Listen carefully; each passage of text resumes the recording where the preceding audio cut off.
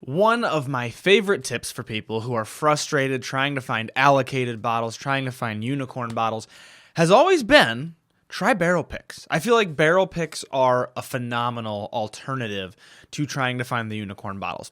That being said, I feel like now the barrel pick, store pick space is inundated with people doing different barrel picks. You've got creators doing barrel picks, stores doing barrel picks, Facebook groups doing barrel picks. And it's hard to know what to buy. I mean, at this point, are there so many barrel picks that you could have a whole store of just barrel picks and then there's nothing special? Does it go back to the movie The Incredibles? If everyone is super, no one is? If everything is a barrel pick and all these barrel picks are phenomenal, then none of them stand out from the crowd? That's kind of what I want to talk about today. We're going to start with what barrel picks are, and then we're going to get into the different types of barrel picks.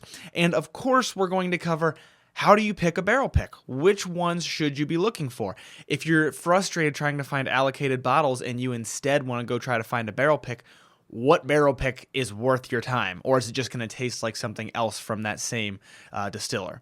That's what we're going to talk about today. But first, I need to beg and grovel for you to go check out the Patreon page and help support this show. You're going to get a ton of awesome benefits. There are bonus podcast episodes. Patrons are the first people to get dibs on the barrel picks, which I am currently working on. It's what inspired this episode. On top of that, we're giving away solo blinds every month, which I know are hard for people to get. I'm putting aside 2 of them so that I can do Patreon giveaways once a month.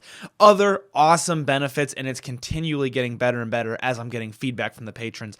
So please, please, please just check the link in the description below. Take a look, see if it's something that sounds great to you. And if it didn't sound great 6 months ago, maybe look again because we've totally changed it. There are new benefits. It's getting better every day thanks to the feedback of the patrons. Okay, I'm done begging and groveling for money, but thank you for listening to me ramble. Let's get down and talk about barrel picks. First of all, what is a barrel pick? I'm going to start at the very, very beginning, which is going all the way back to single barrels. So you've probably heard of Blanton's bourbon. You probably know that it is the original single barrel, quote unquote. That is what it says on the bottle. And what's the deal with that, right? So way back in the day, Colonel Albert Blanton noticed that some barrels were better than others. He noticed that if you walk around the warehouse and you taste whiskey that is aging, every once in a while you'll run into a barrel that's really good. And he would set that aside for his guests. Fast forward a bunch of years. I think it is Elmer T. Lee, but I could be wrong about that. This is off the dome right now. Is looking for a way to get people more interested in buying bourbon from the distillery, and he remembers that Albert Blanton did this. And so he comes out with Blanton's single barrel. And the idea was basically, we're going to pick through the warehouse. We're going to find barrels that taste better than the other barrels, called honey barrels. And we're going to take those barrels, we're going to bottle them up, and that's going to be Blanton's, which is going to be our like premium single barrel bourbon. And that's going to get people excited and get them buying bourbon again. So that is the origin of the idea of single barrel. Now, fast forward all the way into the 2000s where barrel picking is getting very common, and what's basically happening is people are saying, first of all, there's of course truth to the fact that some barrels taste better than others. If you've ever tried whiskey straight from the barrel and you've tried multiple barrels side by side, you will figure this out very quickly. And even if you haven't done that, you can buy single barrel whiskeys and you'll notice that they taste different. This bottle of Blanton's doesn't taste like this bottle of Blanton's, etc. So it's become quite apparent in the industry that is definitely the case. Why is that? It depends. It depends on where it's at in the warehouse. It depends on what the season was like when the grain was harvested. It depends on the humidity that it's exposed to. I mean, so many different things are going to affect it. The type of wood, they're all in new charred oak barrels, but some oak wood is different than other oak wood. If you ever worked with wood at all, you'll know some of them are more knotty type wood, some of them are not. All of these things affect the flavor. I mean, it's way more of an art than a science right now. We just know that these things do affect the flavor. So different barrels taste different. And so people took this idea and they said, okay, cool. What if I go to a distiller and I say, can I taste through some of your barrels? Can I pick one that I especially like? I really think it's good, and then put my name on it and sell it. With your label, it's still going to be, let's just keep using Blanton's because we're talking about it, even though they don't have a single barrel picking program that I'm aware of. let's say it's still going to be Blanton's, but I'm going to say Blanton's picked by Whiskey Noobs. And then I'm going to sell it. And that's going to be an advertising point. It's going to help you move product. It's going to help me sell a product and make an affiliate commission off of it. Depends on how people are doing it. We'll get to that here later. And then it's also going to help make my audience happy because they're going to get something that I picked, that is something that I like. Excuse me. So that is basically where barrel picking came from. And in the glory days of barrel picking, I feel like I caught the tail end of the glory days of barrel picking. So I feel like for the first couple years of me being into whiskey, barrel picks were usually phenomenal. Like, it was most likely if you got a barrel pick from someone reputable, it was going to be very good. And I think I caught kind of the tail end of that because I feel like the market, especially in like the past 4 or 5 years, has gotten very, very heavily saturated with barrel picks. So now, originally it was like this kind of a rare thing, I feel like, where it was like, oh, this is very cool. This is a barrel pick. Now you've got stores that will do barrel picks. There are groups on Facebook that will do barrel picks. So you might have a store owner. Let's start with stores. You might have a store owner who's like, I want to pick a barrel that you can only buy from my store. We're going to bottle it all up and we're going to sell it at my store. Then you've got Facebook groups. These are groups of people who come together and they're like, hey, we all like bourbon. Let's put together 150, 200 of us, and usually these type of things are like a representative democracy where it's like, okay, 10 of the guys go pick a barrel, guys or gals, go pick a barrel, and then we sell that barrel to the group. And maybe it's a small group and everybody buys 2. Maybe it's a big group and you might not even get one. You have groups like that nowadays. Then on top of that, lost my spot in my notes there. You've got, how did I forget? Influencers, yours truly. I hate the term influencer. I prefer content creator. But you have content creators who are now doing barrel picks. And this is much more the affiliate style, like I said, where it's like, I have a retailer who says, I trust you. You're going to be able to sell this barrel. I'll buy it for you. And then they buy it, and I can either mark it up or I can just make like a fixed commission off of it. And then I sell that barrel, and that's how it works. And the way that usually works is, it depends actually. I've worked with 2 different types of retailers where sometimes it's baked in that you're going to make a commission as if you were selling anything else for a commission. Sometimes it's not baked in, and it's add on however much money you want to make per bottle. So we'll sell you this bottle for $50. If you want to make $5 a bottle, you better add on $5. It depends. Different retailers do it differently. Some it's a combination of both. So it just really depends. But that's how it works with influencers. And so now you've got everybody and their brother as influencers picking barrels. Nothing wrong with it because I am literally one of them. I'm not saying it's a problem.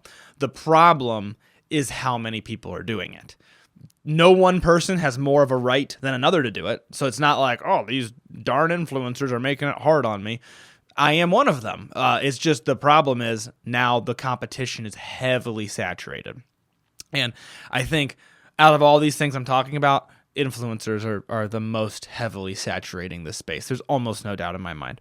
And I understand that, and I take some responsibility in that, which is one of the reasons that I say, especially for the Patreon page, I want to get really good at picking barrels. I want my patrons to be super excited about them, and I don't want to go crazy because I don't want the barrel picking to really be a source of income for me. For me, that's going to be like a bonus check. It's like, oh, cool, I made money off of picking this barrel. The bigger goal is to build the Patreon community around barrel picking so that we're picking phenomenal barrels where people are totally mind blown. And I'm not just saturating by putting out a barrel every month and making a monthly wage off of it. That's not the goal. Anyhow, I'm not trying to get on my soapbox, but a little bit behind the scenes of the way that I'm thinking about the Patreon page. So you've got influencers, I almost said Patreons. You've got influencers now picking barrels, sometimes for Patreon, sometimes just for their followers, just depends. And then you've got some agencies picking barrels. So a good example of this is OHLQ, Ohio Liquor. It's the agency that runs Ohio's government-controlled liquor industry. And they do barrel picks for stores. So in Ohio, instead of a store going out and buying a barrel, OHLQ will say, we're going to pick 18 barrels from this place, and we're going to sell those all throughout the state of Ohio. And then they'll release the flavor notes and everything like that. Another way that this can be done, and this can be done with OHLQ, it can be done with a store, it can even just be done with a distiller, I believe, if they have also a retail front, because there's a weird way that you have to do 3 tiers of sales in the United States. We're not going to get off onto that tangent. But another way that you could do it is you could almost be like a guest or like a sponsor on the barrel, let's say, where somebody might come to you and say, we'll pay you $1,000 to help us pick this barrel so that we can say, Whiskey Noobs helped us pick this barrel. I've personally never done one like that, but I know that it exists from other people, which would be a ton of fun because that'd be like a quick paycheck. But that's not the type of barrel that would go to my Patreon for that reason, right? So anyhow, the last one that you've got is nowadays you've even got businesses picking barrels. And I didn't know this until somebody was like, hey, you got to try this Woodford Reserve pick that we got. And I was like, what?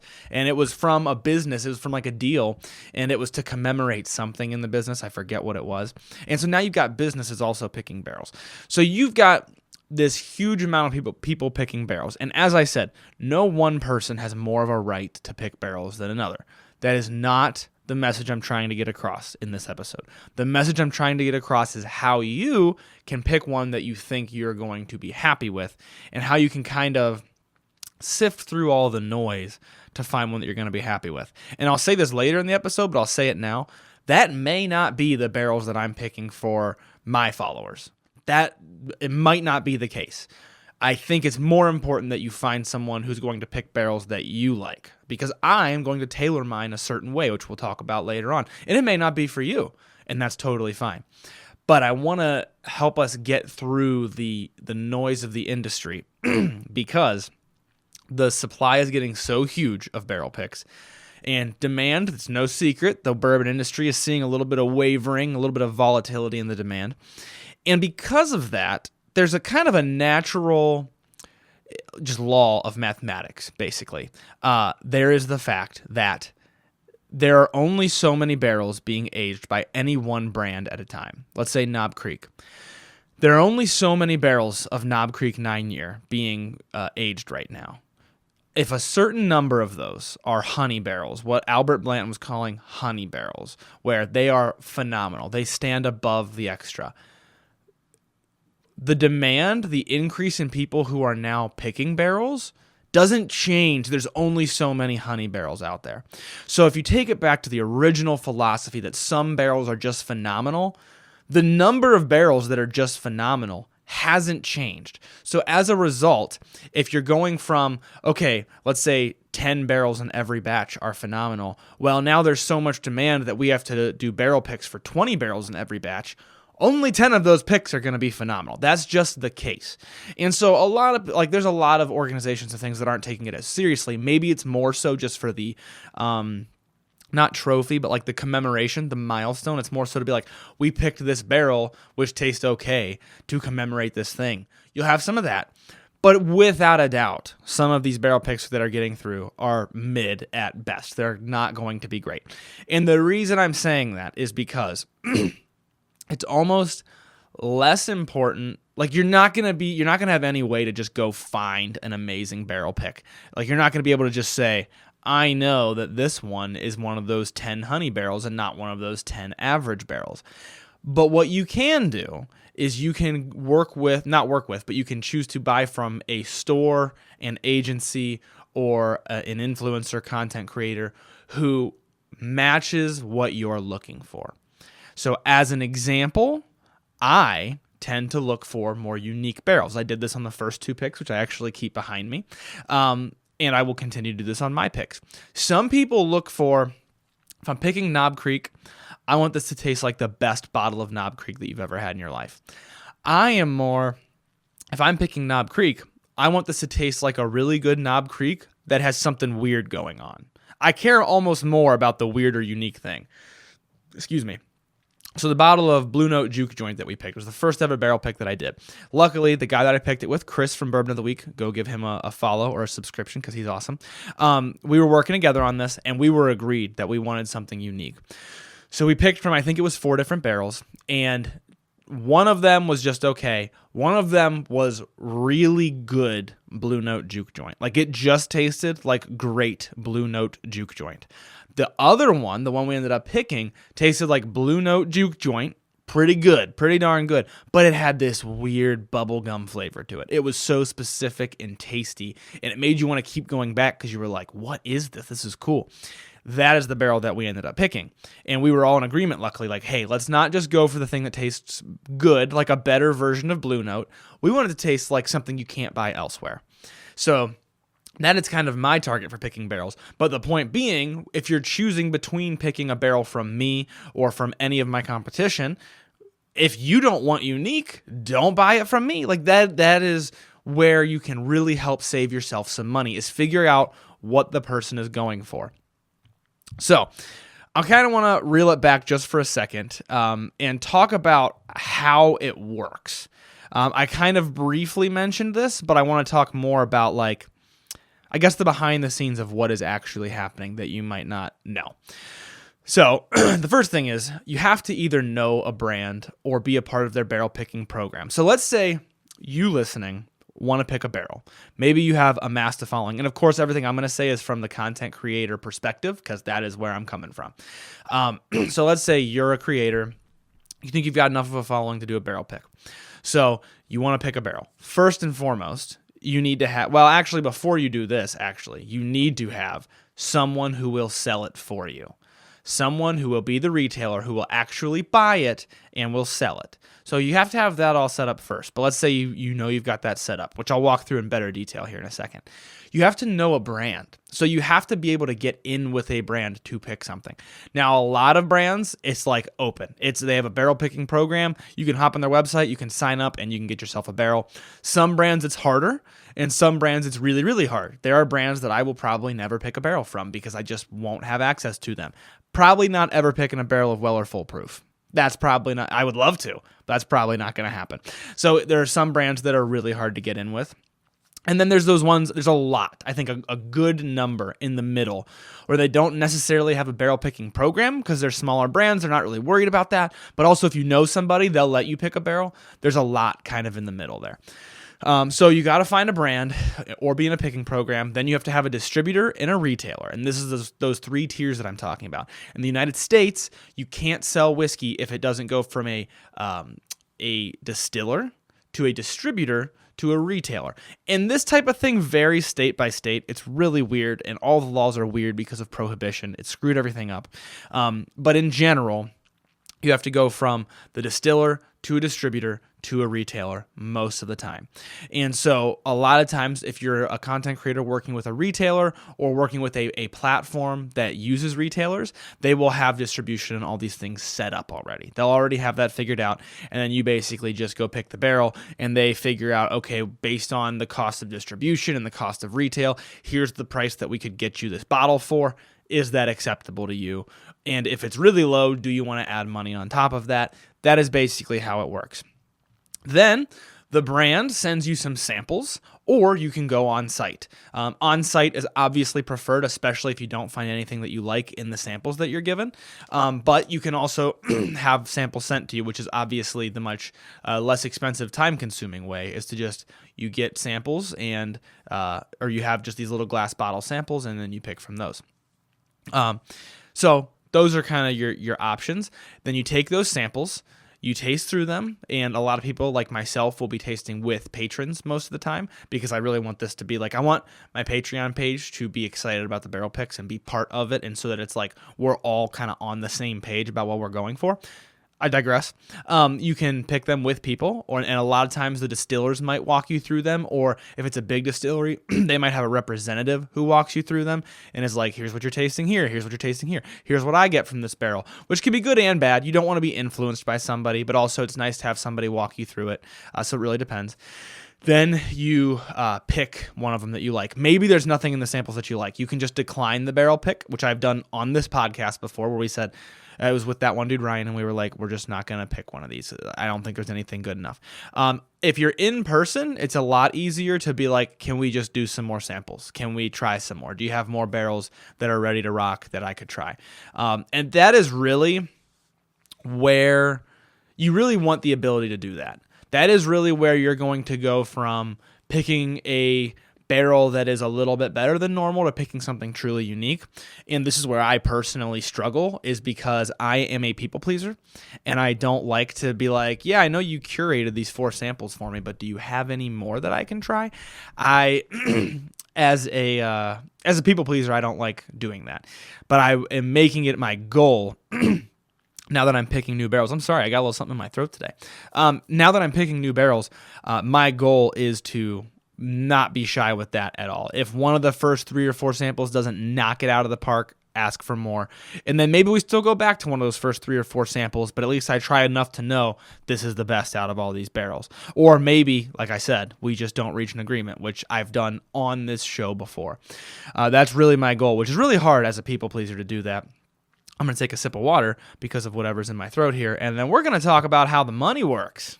Okay, so where does the money go when a barrel is picked? So the distiller wants to sell the barrel for a certain price. That barrel is sold for a certain price, and you don't really know how many bottles you're going to get out of it. There's not a good way of knowing for sure. So you have an estimate. You'll know usually between like 150 and 220 barrels. It really depends on how old the barrel is as well, because the older it is, the less liquid that's going to be in it. 150 or 200 bottles. Wait. Yeah, did I say bottles or barrels? Anyways, between like 150 and 220 bottles per barrel most of the time, at least in the couple that I've picked. So you don't know for sure how many you're gonna get. They sell that, then you divide up that price per bottle. You're gonna get a final price. What a lot of people don't realize is distributors take a huge piece of the pie. It's one of the reasons that the 3-tiered system, a lot of people don't like it in this country, is you got these distributors who are kind of a middleman, right? Like I could, theoretically, if it weren't for the laws of the US, go to a distiller and be like, I have a retailer, I have somebody who's going to sell it for me, I want to buy this barrel off of you for the price that it is, and we'll handle the rest. You'll help us put it into glass because you have your own labels, and we'll handle the rest. But you have to go through a distributor in the United States, which is one of the things that makes this expensive. And it's one of the reasons that all liquor is the price that it is. What a lot of people don't realize is the people selling it, the distillers, the people distilling the alcohol, are not getting nearly as much money as you are paying for the alcohol. The thing that they're selling out of their door is significantly less expensive than what you're paying for it. So in order for it to go from them to you, a ton of money, a ton of bites get taken out of the pie. Yes, if I sound a little agitated, it's because I am. That part is so frustrating. But anyhow, distributors take a huge bite, and then retailers got to have their piece as well, right? Because like they're the ones, especially if they're the ones buying the barrel for you, which they kind of have to be legally, unless you get a license to do it. They got to take their piece, right? So then they're taking a piece out of it. So now it's marked up twice, which it's marked up a ton twice. And then if you're a content creator, you can add a price on top of that. That is your choice. And it also is a little touchy because some distillers only want their things priced at certain amounts. So you got to like work around that sort of a thing. You got to work with them and understand it. Somebody who normally sells their bottle for $50 probably doesn't want you trying to sell it for $150. Or somebody who normally sells their bottle for $150 doesn't want you saying, well, I'm just not going to take any commission. I work with the retailer and the distributor to get the price down, and we're going to sell this $150 bottle for $90. They might not like that either, because it's like, well, you're making my product look bad, right? So there's little intricacies around there, which even I am not very seasoned in. I will openly admit it. I just know enough to know that it exists. And then once you've got everybody's taken their bite out of it, as a content creator, you can add a little bit on top of that, or it can be baked into the price. Like they're just like, hey, we are going to price the bottle at this, and you're going to get this commission from it. And in some cases, you can even say, well, I'd like to give up my commission so that the price can be a little bit lower. So it really, that last bit though, the thing is that people get upset when content creators upcharge. And I agree, you shouldn't be price gouging or anything. But it's funny because from the perspective of a content creator, that last bite of the pie is so small compared to all the others. I think that's why it's easy for a content creator to be like, I'm going to charge an extra $10 because that is like a drop in the bucket compared to what everybody else is taking out of the bottle. But that's really more of a philosophy thing. It depends on what your goal is, right? If like I said, my goal is not for this to be a paycheck, it's for this to be a bonus check where it's like, oh, sick, I made a little bit more money from this. So anyhow, that is where the money goes. And as I mentioned, there's a lot of bites being taken out of that paycheck. So let's talk about saving your money for the right ones. As I mentioned, it's hard to know what's good, what's bad, if you should spend your money on something, because we know for a fact there have to be a lot of average, okay-ish barrels getting out there. I've bought plenty where I'm like, this is good, but it's definitely not anything special. So how do you know who to buy from? I'm going to take another drink of water, and then I'll tell you. Let the suspense build. Okay, so a brief touch point on store picks and OHLQ picks. Stores, I would say, like, how do you know which ones to buy? I think by now a store should have a reputation for picking barrels. They should have a reputation that their barrels are really good or not. So I would ask around. I would look up people's reviews if they've got reviews, and I would ask around people who shop at the store. And then you'll just get a general idea of their reputation. OHLQ, specifically speaking to my Ohio folks now, or if you're traveling through Ohio and you see these barrel picks, I've had hit or miss. I've had some OHLQ picks that are just phenomenal.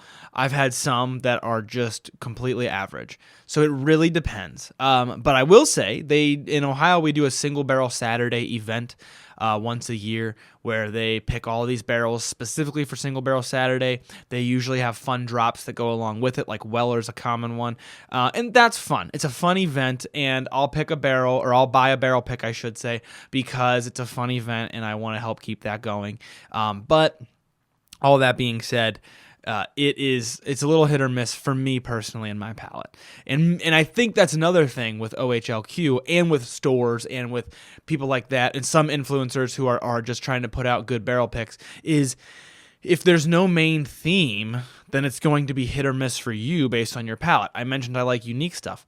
OHLQ is picking some stuff that's unique, and they're also picking some stuff that's just really good because they want to satisfy everybody. And so for me, it's hard for me to know when I go to buy it, which type of barrel pick is this. So that's another point to point out there about like why it is that you might not align with the barrel pick. Now, influencers. And I can't state this enough. I am not trash talking anyone. And if you think Chris said this thing, I think it's about this guy because this guy does that, you're wrong, because I know very little about other people's barrel picking programs. I know very little about how often they're putting out barrels, what they're looking for in barrels, what they're charging for their. I know almost nothing about any of those things. So I am not subtweeting anybody here. I want to be so clear about that. But what I do know is, in general, the directions that people could go, because I have thought about it myself for what do I want to do. And I've had some experience with picking barrels, and I've had the retailers and things be like, well, some people do this, some people do that. And I've learned a lot from that. So yeah, I'm not picking out anybody in specific. I don't know enough about anybody else's barrel picking program to be able to call out anybody specific. And once again, I'm not just saying that, oh, well, here's what you could do, and here's why my way is the best. Not at all. My way is going to be a very specific way, and you might not like it, and that's totally okay. My goal here is for you to find out who you should be buying your barrel picks from, if anyone, and even if it's not me. So step one, and probably the most obvious, is get to know the content creator, right? So maybe you just care about supporting the content creator. Maybe you like their content, they're putting out barrel picks, and you're like, I just want to support you by buying your barrel pick. That is totally fine. It's a really nice, fair exchange, actually. It's a great way to just rally support, because it's like, okay, my Patreon for me is the biggest way you can support me, right? But maybe spending $20 on a Patreon every month is difficult, and you don't feel that the content is worth it for you because you think you're getting enough content. It's fine.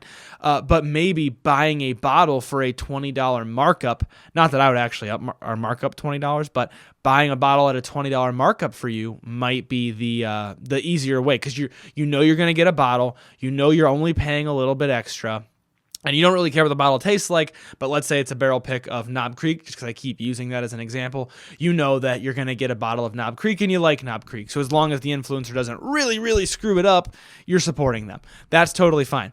But get to know them. Get to know if you want to support them in that method, or get to know just a gut feel. Do you trust them? Do you think that they're picking something just to make money, or do you think that they're picking something because they really enjoy it?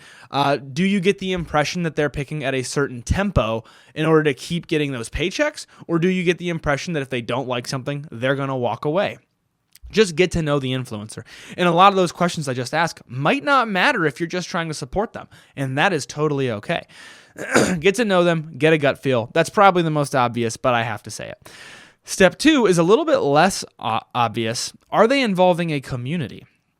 This isn't better or worse. I'm going to say that about all of these, but it depends what you're looking for. So, for example, some of the great advice that I have gotten from other people with great Patreons, they have said, involve the patrons.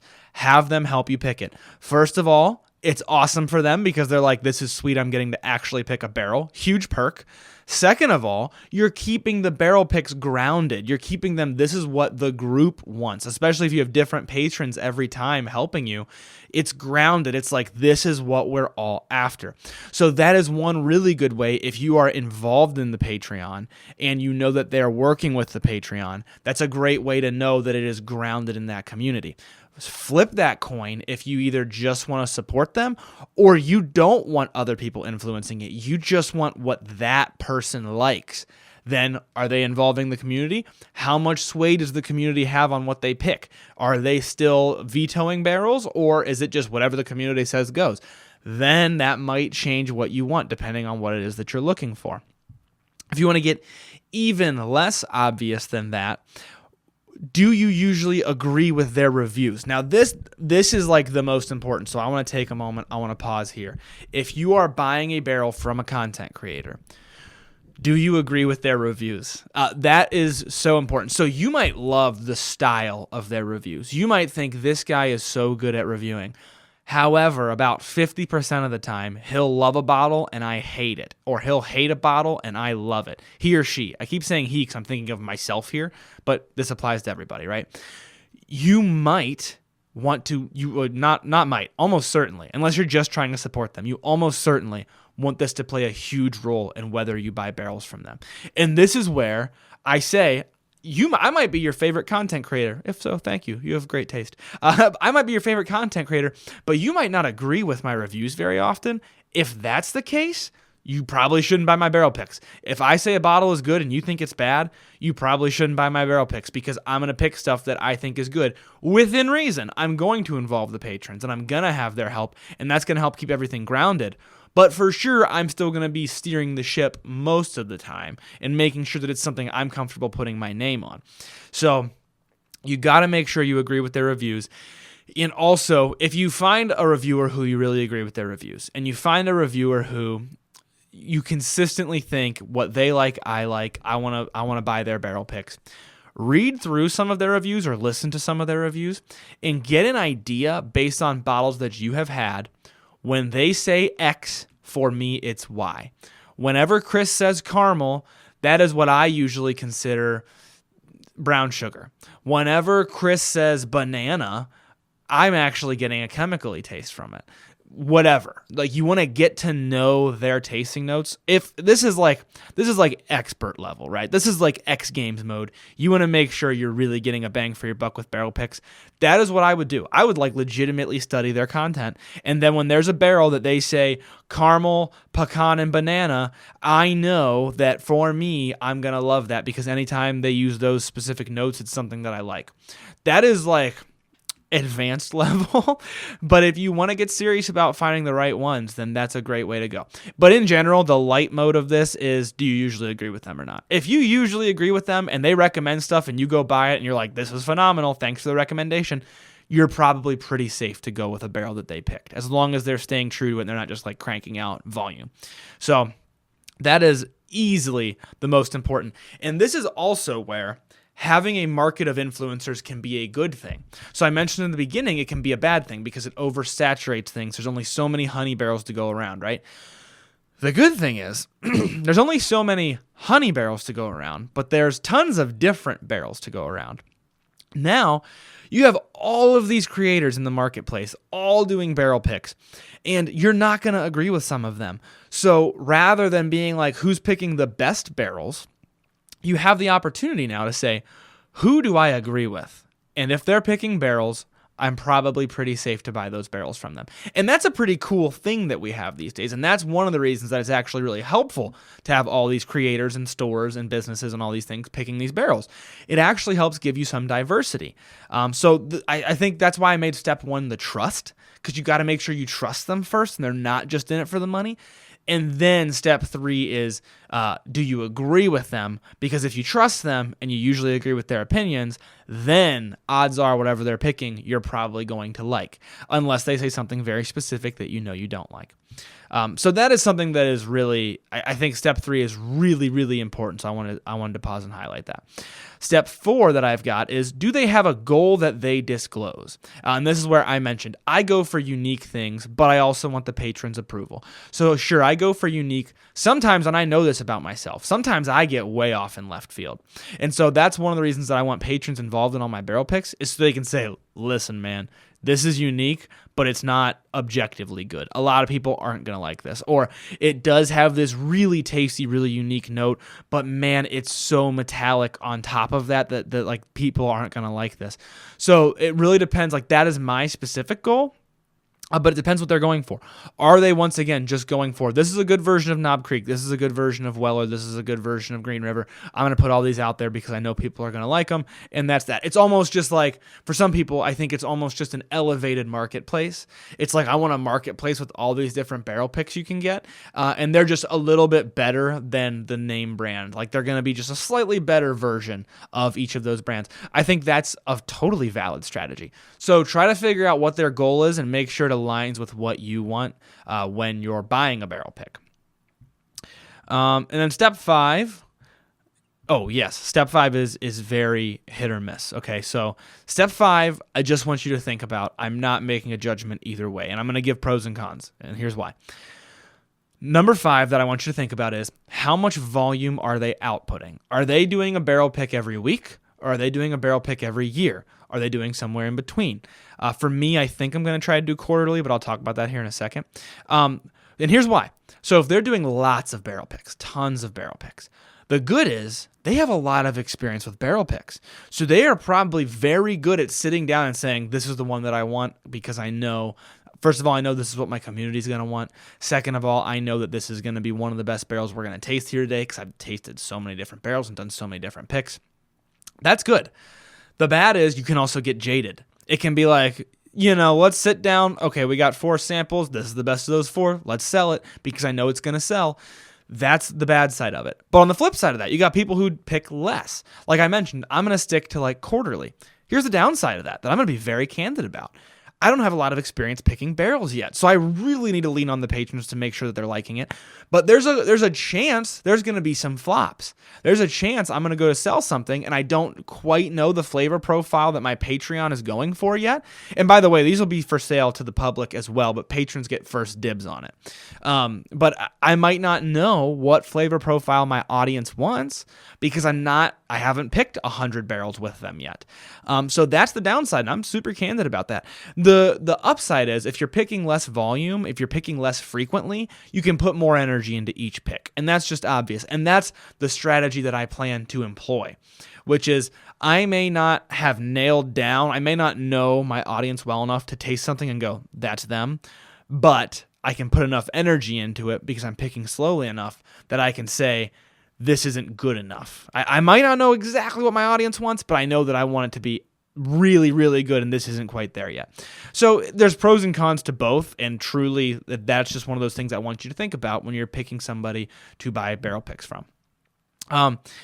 So once again, those are each of those things, honestly, there's an argument on either side. So they're all things to think about, but I will let you guys be the judge. I'm not telling you which way to go. And then the last option that I want to touch briefly on is barrel picking groups. So I mentioned some companies will do it, but also there are groups who pick barrels. These are just like groups of people who come together. They find a retailer and they tell the retailer, hey, listen, I got 150 people who all want a barrel from insert distillery here. If you let us pick it and you buy it, we will buy it off of you and you will sell out. And that is like an actual thing that happens. And I think this is a great option. The downside is that it's a little bit more inundated with opinions. So the analogy that I wrote down here is, if influencers and content creators are a representative democracy, where it's like you elect representatives to vote for you, like in the United States we do with Congress. If influencers are a representative democracy, then these groups are a full-fledged democracy, which means you're going to get lots more of opinions, lots more noise, right? So whereas I, with my barrel picking program, have a specific goal that I'm everything works towards that goal, and then I allow all these opinions to help shape that goal. With a barrel picking group, it's a lot more like this is like we have 150 different voices, and they're all voicing different opinions. And that can be good or bad. I mean, it can definitely be very good, because if you get into a group that you really like and you really agree with, then especially if that group's been together for a while, they're going to know what they're doing, and you're just going to mesh right into what their philosophy of barrel picking is. So it's really not, once again, it's not good or bad. It's just something to have in mind. And then once again, so you need to have like you need to have a retailer to buy it for you. You have to have enough people to come together and say, we will buy this pick. So you go ahead and buy it, and you'll sell out if you buy it. And this also might be the most reliable method, I would say. Like, this is probably, if you have a bunch of time on your hands and you can get in, you might probably have to have an in order to get into one of these groups. But if you can, that's probably the most reliable method, because you're going to have a strong say in whatever it is that's being picked. But it's also the most work. Like I said, you need a lot of time, because you're probably going to have to go pick some barrels. You're probably going to have to help with group upkeep and just in general voting on things. So it can be the most reliable, but it can be the most work. And it just really depends on what you're looking for. And then the brief thing I'm going to touch on, because I know this is a little longer of an episode, but now that we have some time, I'm trying to make the episodes longer without making them boring. The last thing I want to touch on is just basically like my manifesto for barrel picking. Like, what am I going for? So if you're not interested in any of my barrel picks, that is totally fine. You can skip to the end, and at the end, I'm just going to do a little brief thing about why I think barrel picks are still a little bit better than allocated bottles. But you can skip there. You can stop listening. I totally understand. No hard feelings. Like and subscribe before you leave. But if you want to hear about my barrel picking philosophy, this is sort of my manifesto for barrel picking. First of all, I already mentioned I want unique. Second of all, I already mentioned I don't want to inundate everything with barrels. And it's so much easier said than done, and I know this as I'm just getting the wheels rolling. I know that this is something that's so easy to say, but I want to hold out for phenomenal barrels, and I want those phenomenal barrels to be unique. So I think at the very least, I want it to taste better than that brand normally tastes, and I want it to taste different than that brand normally tastes. I want it to taste like, okay, I can tell that this is Green River, but something weird is going on here. Like, yeah, this tastes like Green River Foolproof, but something weird's going on here. Or Green River Weeded, whatever. That is my goal with picking barrels. And then, of course, my goal is to get patrons involved so that they can help shape that and also help keep me in check, that I'm not, like, going way off into left field, like I mentioned earlier. And then those barrel picks are going to get first priority for the patrons in order of tier. So the first tier is going to get it first, second tier is going to get it second, etc. And then if it makes it through the Patreon page, it's going to go out to the public. I'm going to try to be a psychic here and say the first couple of barrel picks will make it to the public. They might not make it there long, but I'm going to guess that they will unless the Patreon page builds up a little bit more, which I really hope it does. If the Patreon page doesn't grow at all, we're probably going to have to say goodbye to barrel picking, because it does take a lot of time and effort. If you didn't catch that from all the convoluted things I mentioned about barrel picking, it does take time and effort and also some inherent risk, right? So we do need to get that support to keep that going. But nevertheless, my philosophy is not that I want my barrels to be super expensive. It's that I want them to be super premium at a great price, that you're like, I can't believe I got this bottle for this price. Like an allocated bottle would be. Back when Blanton's was $50, when you bought a bottle of Blanton's, as long as it was the type of flavor that you liked, you were like, I can't believe I got this for $50. That is how I want my barrel picks to come across. I want it to be like, I cannot believe I got this barrel pick for this price. I don't want to make that much money off my barrel picks. Maybe at first I'll have to make a little bit. We'll see. I'm going to try to avoid it at all costs and make almost no money off my barrel picks. And I want the money to come from the Patreon so that it is a mutually beneficial relationship. Because, okay, I don't make my money off the barrel picks, but I make money off the Patreon. The patrons, sure, they have to be part of the Patreon in order to get the barrel picks eventually, if I get enough people on the Patreon. Sure, you have to be part of that in order to get the barrel picks, but you're paying that little bit per month. You're getting all this awesome content. And then on top of that, you're getting something that you feel is a phenomenal deal. You're like, I can't believe I'm getting this bottle for this money. And then also on top of that, you're getting to help shape the flavor, shape what it is that we're going for. Maybe you even get to come with me on barrel picks, which is a benefit, which I am working out the details to. But I know other people do it, and I've gotten great advice from other creators. So that is the goal, is for this to be a mutually beneficial relationship that results in phenomenal barrels being picked. Excuse me. That's my overall goal. So that being said, that's kind of my manifesto. My goal is don't make money off the barrel picks. Make money off of the Patreon, because the patrons will feel like they're getting a great deal. I'll feel like I'm getting a great deal, and we're all just happy. That is really my goal. Now, that could totally change. So, like, if the Patreon doesn't work out, and this isn't a threat at all, this is just reality. This is just me being transparent. Let's say the Patreon doesn't work. Let's say that it doesn't get the mass behind it that it needs in order for me to justify making it such a big part of my business case, right? Maybe I have to cut back, but whatever. And this is like worst case, right? Right now I'm saying this as not planning this at all, but it could be the case where if we go down that road, then maybe I switch that and it's okay. Now barrel picks aren't really a big benefit of the Patreon, but they're more expensive and now I make money from them. That is the other philosophy that could happen. And I don't know if it ever would. I almost see this either working or me just not worrying about barrel picks anymore and focusing on other things. Like that could really be the case, which is kind of cool. You're hearing this here at Ground Zero, where I haven't yet picked my quote unquote first barrel. I've done 2 barrel picks in the past, but not with the program that I'm putting forth now with the Patreon and with everything. This is really like day one for me starting this barrel picking journey. And you're getting to hear it now, and maybe it'll work out, maybe it won't. I'm totally cool with whichever. Like obviously I want it to work out. I'm putting all this effort into it, but I just mean that I know that whatever's meant to work out is going to work out. But that's my manifesto. That's my philosophy. I really want my barrel picks to be something that people are super excited about.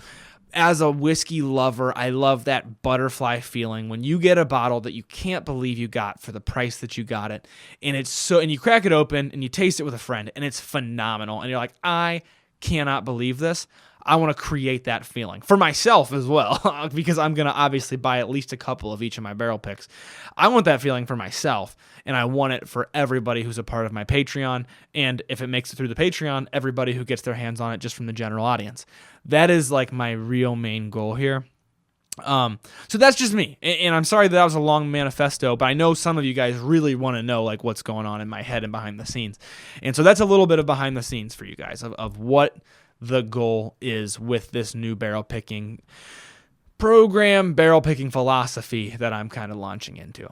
So the last thing that I want to say, and I kind of mentioned it briefly just now, is that butterfly feeling of a barrel pick versus allocated, right?